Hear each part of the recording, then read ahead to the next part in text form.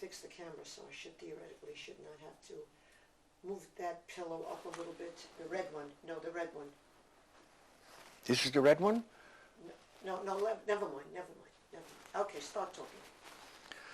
We're at September 6th, 19... Am I starting all over again? Yes, 2009, and yesterday was our 39th anniversary of being here in the country. Go ahead. Okay. Yesterday. I always knew that we had relatives in Palestine, Eretz Israel. My grandfather, my uncles, their families. After the war in Europe, in 1946, my company went down in the Marseille area. It was 1945 and 46, the end of 45, 46. Went down to the south of France and ran a camp not far from Marseille. And I thought I might grab the opportunity to go to Eretz Israel. It never worked out. But the thought was always in the back of my head. After I finished university, moved from Fall River to New York, in 1952, I decided to take an advantage of that. In about April of 1952, I boarded a French liner called the Normandy, one of these big, giant ships. I was third class, tourist class, but it was luxury. I think there were two of us in the cabin. We ate and with top flight service, waiters, 4, 5, 6 courses, the same table of people for 4, 5 days. And we landed in Le Havre in France. And I went automatically to Paris, the next stop. The whole purpose of my trip was to go to Israel. But at the same time, I intended to take advantage of the Grand Tour. The Grand Tour was what the sons of noblemen in the 18th, 19th century, and even the 20th century, I guess, did to learn a little bit about the world and enjoy themselves. They made a tour of all the major cities of Europe, which I intended to do. So I went to Paris. In Paris, I spent less than a week. We had a cousin there, Itchy Sperber. Sperber is our family name, both from my father's side and my mother's side. That is going back 2 or 3 4 generations. And he helped me find a room not far from where he lived, not far from the Republic, Place de la République, one of the main squares. And right next, Place de la République, 2, 3 blocks away, was the subway that took you everywhere. Paris, the metro. Of course, I visited all the major points in France, the Arc de Triomphe, the museums, the various famous places, Champs-Élysées. After a week, I think it was a week, maybe it's a little longer, I continued on my journey and took a train to Italy. Italy, I went to Milan. From Milan, I went to Venice. How can you miss Venice? Milan, there wasn't too much to see. There was the main big church in Milan that was quite famous, and I went up to the top of it. I saw for the first time the statues that were on a big church were basically very crude, chopped out stone. From a distance they looked like nice statues, but up close they were quite pedestrian. Bologna I went to, Bologna. I went to Florence. I spent a few days in Florence visiting several of the museums. The famous iron door with the carvings on it. Then I went to Rome. Rome, of course, I spent... Didn't you go in the wrong direction? You were going to head south to Naples? That's right. I started in Milan. Milan is in Yeah. the north. Yeah, but Rome is... Rome, you have Rome and Venice are in the north. You go down the middle of Italy, you come to Bologna. We did exactly the same thing in 56. That's right. Oh. Yeah, exactly. That's right. Except we went from the south up north. That's right. We landed in Naples and moved north. That's right. That's right. That's the way I'm going to go on the way home from Eretz Israel. I went Bologna, Florence, of course. Bologna was a dry, uninteresting town. I think I spent about an hour and a half walking on the main street and got back on the train. Everything in Europe was train. The trains ran everywhere. They ran on time. They were wonderful. Got to Rome, and I got a room. I'm trying to remember. It was the same room I used several times in the past. What was the name of it? Cavour. Cavour was the big hero of the was one of the big heroes of the Roman Revolution, the Italian Revolution of the middle of the 19th century. Cavour. I found a room there, not far from the railroad station, not far from the bus station, and you could go everywhere. And I went where all these famous places, including Place di Piccolo, where the Vincolo. I'm glad I got you here. You see, By the way, you didn't mention going up to the Eiffel Tower in Rome. I didn't go up to the Eiffel Tower. I went up the Eiffel Tower with you in 1956. We walked up, never mind. Rome, then I went down to Naples. In Naples, I took a ship to Israel. Now, I'm trying to remember. I don't remember where I bought the ticket to Israel. I didn't buy it in America because I had no dates. Yeah. I was a free agent. I must have spent close to several weeks, if not a month, in Europe, going from Le Havre down to Naples. Naples, I got on the Israeli ship. It was a nice tub. I was in a room with 3 or 4 other people. And as we got out the harbor leaving, I got my first bang of patriotism. As we're going out, the Israeli flag is at the mast. All the ships in the harbor started tooting, whistling, like they do, doo-doo, doo-doo, and recognizing our ship, the Israeli ship, the Jewish ship. All right, the Jewish flag. We in the diaspora, in the Golis, that was our Jewish flag. It wasn't the Israeli. After a day or two, slept one night, slept 2 nights. We got to Haifa, went through customs. Customs then was quite rigorous. You had to tell them how much money you had.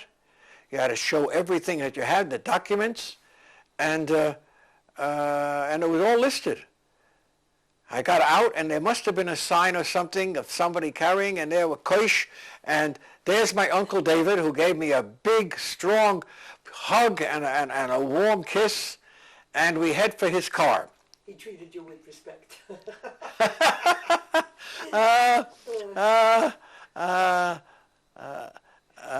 We take the coast road from Haifa down to Tel Aviv. At that time, it was quite a ride. The road was pretty good. Very interesting. The communists claimed the road was built specially so that United States airplanes could land on the road if there was a war against Russia or in the Middle East.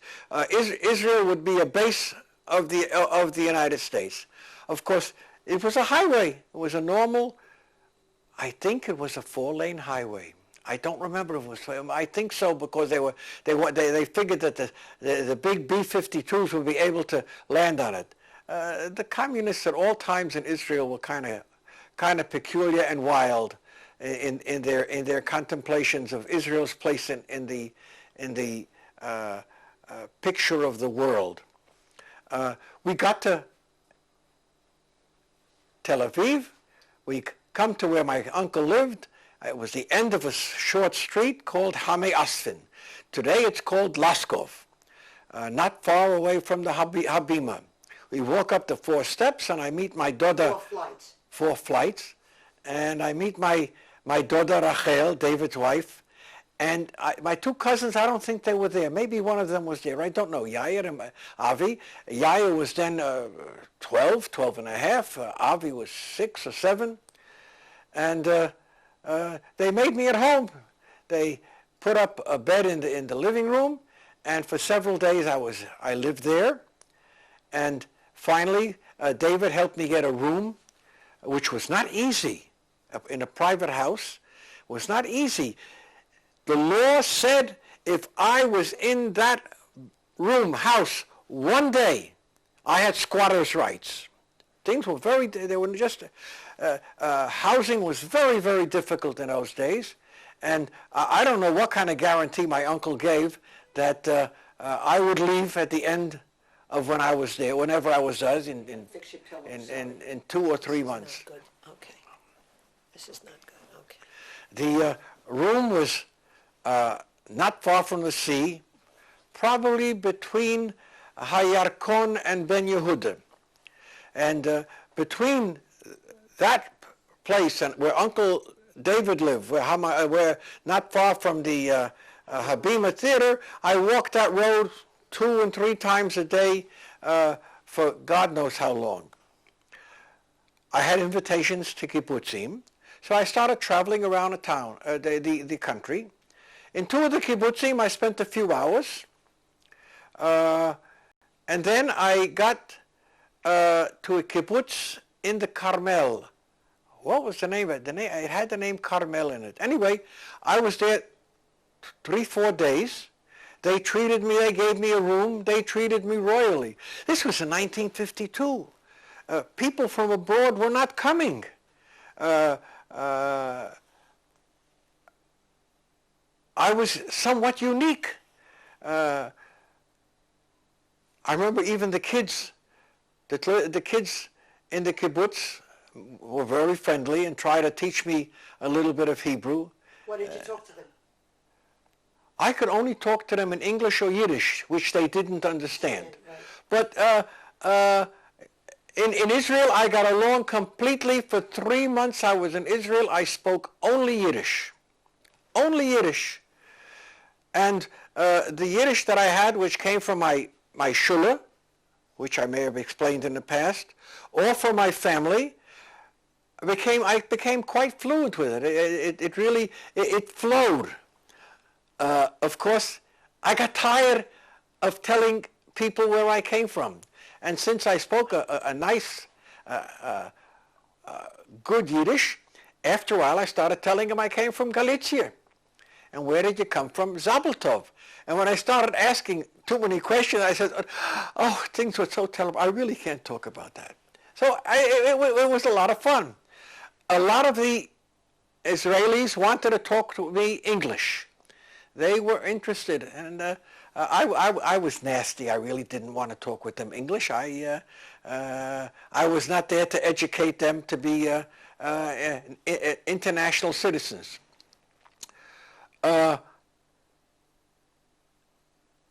One kibbutz I visited, I may have spent the night there. I must have spent the night there or 2 nights. Was Barkai, Hashomer HaTzair kibbutz. And they pointed out, one of them or several of them pointed out to me a path running not far away through the woods to the east, and pointed out that when there was any type of security alarm, defense forces would immediately go to that path, because that would be the path from Jordan. The West Bank, there was no West Bank, that was Jordan. And this was a narrow part of Israel that was 5 kilometers, 6. I don't know how wide. It was something that if you stood at one end, you could see the other end from the sea to Jordan, the West Bank. And they kibitzed me, made fun of me because I used Dial soap. Dial soap then was an antiperspirant soap, and I was a sissy. I was wearing a diaper. They were. We say you were a wuss. I was a wuss. These guys, most of them were Americans, and interesting, they all had killers. They all had Hernias. Hernias. Why? Everything of grain in Israel at that time was either in 50 or 100 kilo sacks. 110, 120 pounds to 200 pounds. And these guys were heroes. They were pioneers. They came from the United States to build Israel. And they were strong. And they were Ari Ben Canaan. It was before the movie. Yeah, but the book had not come out either. Anyway, they tried to lift, and they lifted these sacks all by themselves, and they all got killers right in the belly. While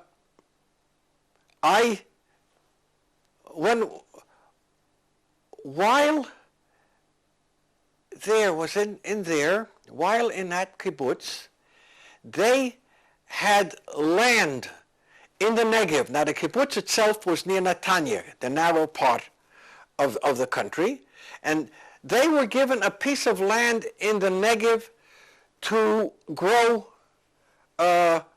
whatever they would grow. Wheat, probably. Anyway, one day, you need water in the Negev to grow wheat. They grew wheat. They did it through the rainfall. Whatever rain was there, they got the land to be used. It was not their land. Anyway, I was offered the opportunity to go down there and help them gather these sacks of wheat. That was, remember, this was April, May.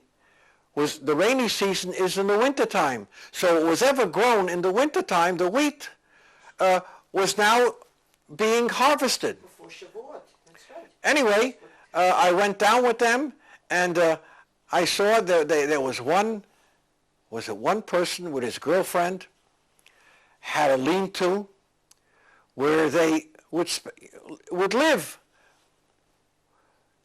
While they were working there, they were also protecting the land or the produce from people who might not want to take it. We got down there, I helped them load the truck, and we were going back to Barkai, and as we did, we had to go through Tel Aviv. We got to the one junction in Tel Aviv that I recognized, and I said, hey, I'm getting off here. And I got off and went over to my uncle to spend the weekend. I think it was a Friday. Spend the weekend and went back to Barkai. After I finished my trips around the country, I'd been to Haifa. Did you see Jacob? Jacob and Rachel. Yes, of course I saw Jacob and Rachel. When did I see them? They were living with my grandfather on Rehov Feierberg, which was right off Schenken. Now the famous Schenken, where all the hippies and the extreme wildlife was. Grandpa was on Schenken, and I was on Schenken. Every time I visited him, I walked on Schenken. And I went the day after I came. Had to be the day after, because by the time we got off the ship and got to David's and whatnot, maybe it was the same day we went over to see my grandfather. I don't remember exactly how, what. I know I must have greeted him, Zayda, in Hebrew, in Yiddish, Zayda, and we greeted and we hugged. Of course, I saw Jacob and his wife Rachel. Orly was not. Batya was not born yet. I don't think Batya was born yet. Batya was not born yet. I don't think so, because when we were on kibbutz, they were little girls. So that's right. When we came in '56, Batya was a little girl of 2 or 3, right? Less even. Anyway, the whole picture of with my grandfather and the times I met with him and whatnot are kind of a blur. I don't remember anything specific except we talked in Yiddish, and afterwards reading his diary, I know the fact that I talked Yiddish instead of Hebrew must have grated on him. one time he asked me about my uncle Joseph. Joseph was my father's brother, my Uncle David's brother. He came to the United States in the early 20s. Apparently my mother told me he was very upset. His mother had died, my grandmother, Rivka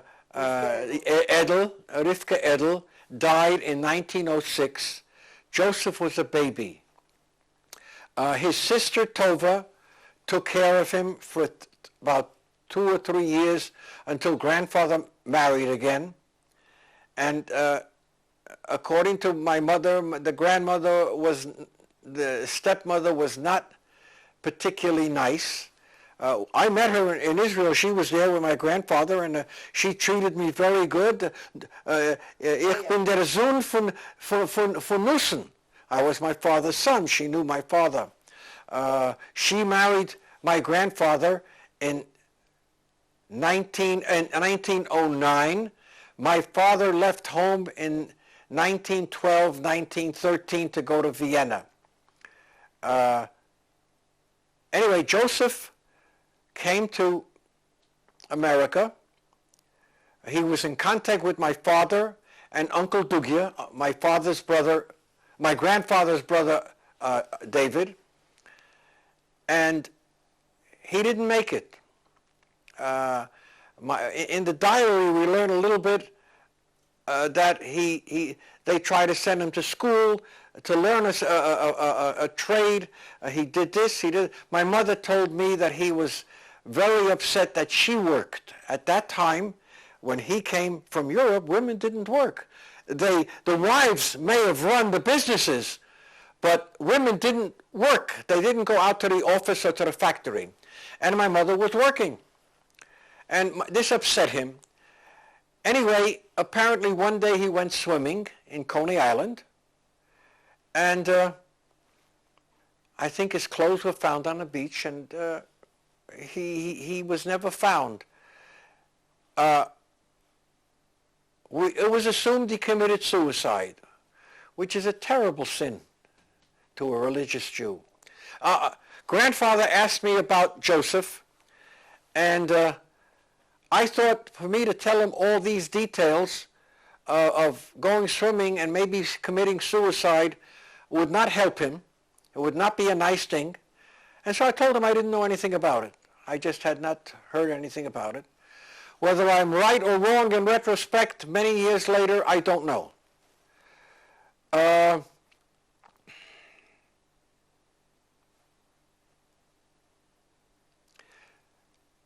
After I'd been in the country several weeks, I'd finished traveling, I'd been at kibbutzim, I went to my uncle and asked him if he could get me a job at Har Gaz. Any kind of job. Just to work and maybe make a few pennies. By the way, he did that, and where I was, my room, to where Har Gaz was, there was a direct line. I forget, the bus line was number 4, right along Ben Yehuda, then Allenby, and then it went up to where Har Gaz was. And I worked in a metal shop. And one of the first things I remember doing was there were flat sheets of metal, thin metal, maybe a 1.5 meters by 2 meters. And they had to be moved from place A to place B. And I learned how to count in Hebrew, because I had this young man, and we moved the metal, the sheets. He got on one end, I got Echad, Shtayim, Shalosh. We got into the 30s or 40s, I'm sure, and I learned Hebrew, how to count. It's not easy. For an American to learn a foreign language is not easy. I worked very hard to learn a few words. And I worked in Har Gaz, and I got my monthly pay, my L Keusch, and it felt very good. Now, I must have worked at Haragaz 2 months, and then it was time to go home. And my brother was getting married the end of August. I had been in the country, I'd been in Europe a month. I was on the boats, 3 months in Israel, and we were in August. And I said, gee whiz, I should get back for the wedding. I never did. I never forgave you. They never, you said that, I didn't say that. I said it. Anyway, at that time, the United States supplied Israel with a lot of cheap stuff that Israel needed. This was a period of what is called tzena. There were a lot of things that weren't.